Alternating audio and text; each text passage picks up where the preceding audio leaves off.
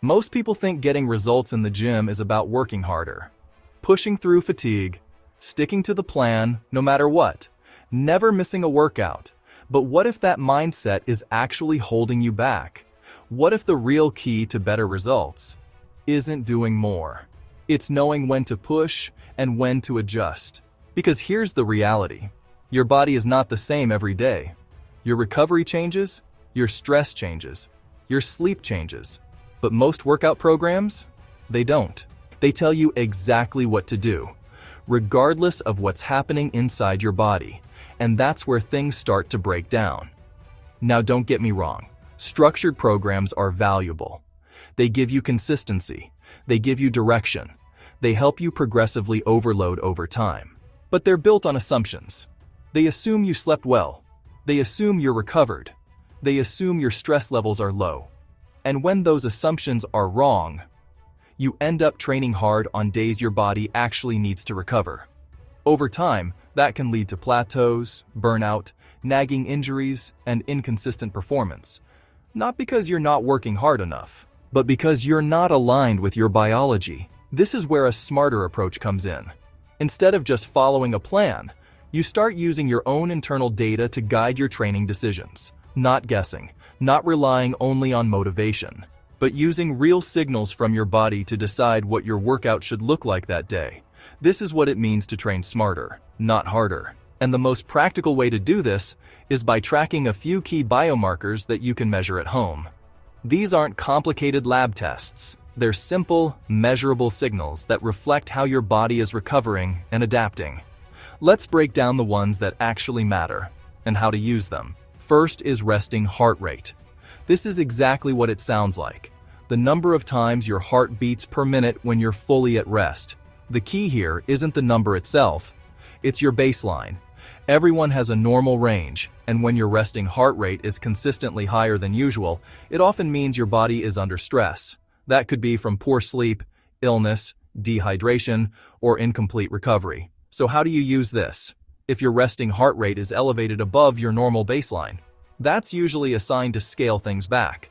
Maybe instead of a high-intensity workout, you shift to something lighter, like mobility work, walking, or technique-focused training.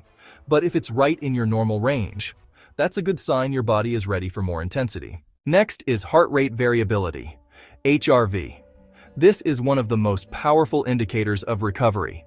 It measures the variation in time between each heartbeat, which reflects how balanced your nervous system is. A higher HRV generally means your body is more recovered and adaptable. A lower HRV can indicate stress, fatigue, or that your body hasn't fully bounced back yet. Now here's how to think about it. If your HRV is trending higher or stable compared to your baseline, that's usually a green light to push. Lift heavier, train harder, or increase volume. But if it drops significantly, that's not the day to go all out. That might be a day to reduce intensity, shorten your workout, or focus on recovery. Then there's sleep. And not just how long you slept, but how well you slept. Sleep is where a huge portion of your recovery actually happens. Muscle repair, hormone regulation, nervous system reset, it all depends on sleep quality. If your sleep is poor, even if you feel okay mentally, your body is often not fully prepared for high stress. So if you had a rough night of sleep, that might not be the best day for heavy lifting or high-intensity intervals. Instead, you might shift toward lower-intensity work that still keeps you moving without overloading your system. Another subtle but useful signal is body temperature trends. Even small increases in your baseline temperature can indicate that your body is under stress or fighting something off. This is especially helpful because it can show up before you actually feel sick. If you notice a consistent increase above your normal baseline, that's a strong sign to prioritize recovery over performance. Now here's where this becomes powerful. It's not about any one of these markers on its own. It's about patterns. Let's say your HRV is down, your resting heart rate is up, and your sleep was poor. That's a pretty clear signal your body isn't fully recovered. So instead of forcing a hard workout, you adjust. Maybe you swap a heavy leg day for a lighter session. Or you go for a walk, do mobility work, or focus on recovery. Now on the flip side, if your HRV is strong, your resting heart rate is normal, and you slept well. That's your opportunity. That's when you push harder, lift heavier, and take advantage of your body being ready to adapt. Think about it like this. Two people follow the exact same workout program. Same exercises, same intensity, same schedule. But one of them adjusts based on their recovery, and the other just pushes through no matter what.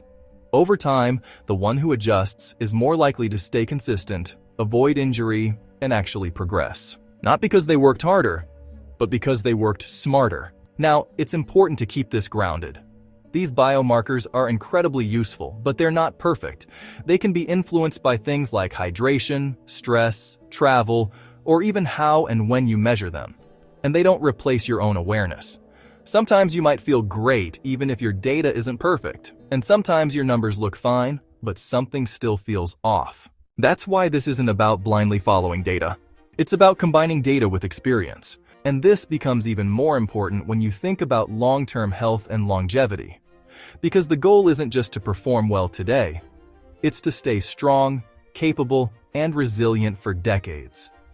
And that requires a balance between stress and recovery, pushing when your body is ready, and backing off when it's not. So if you take one thing away from this, let it be this: stop training based only on what your program says, and start paying attention to what your body is telling you. Because when you align your training with your biology, you don't just get better workouts, you get better results over time.